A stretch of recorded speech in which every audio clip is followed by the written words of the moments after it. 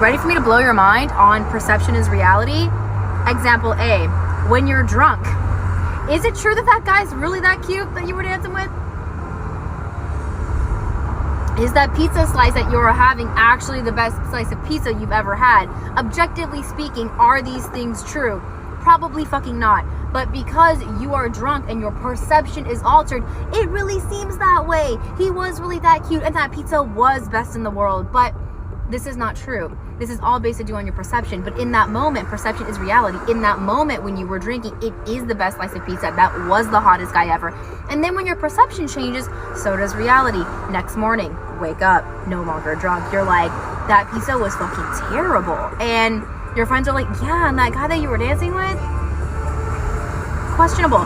So the perfect way to describe the fact that your reality comes from you is by explaining to you that whatever you are perceiving to be true or not true, you will experience. If you think life is shit, life will continue to be shit. If you think life is amazing, life will reflect back to you amazing. If you want to have fun, you need to be fun, right?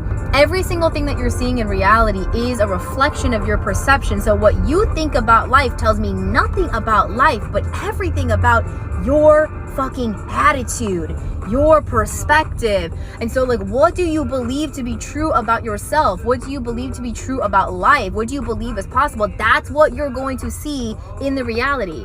And there's way too many people out here who are blaming their reality on their circumstances, but we know that circumstances don't create reality because there are people who come from shared circumstances but live completely different lives. Let's just use a very simple example. This is your second example. Siblings. Okay, or friends who grew up in the same community as you, same school, same background, whatever, but siblings is easiest because you grew up in the same household usually. If you grew up in the same household, how is it possible for one sibling to achieve XYZ and for the other sibling to not, and vice versa, right? This says nothing about the circumstances that they grew up in or what they were given, but had everything to do with how they perceive themselves and how they relate to life. So your life is not a problem because of the things that keep happening to you. Shit happens.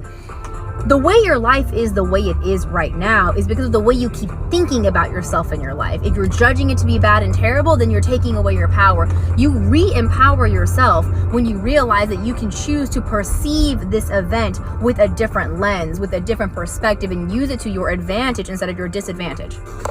So sure, you can totally view something as being the worst fucking thing that ever happened to you, but where does that get you?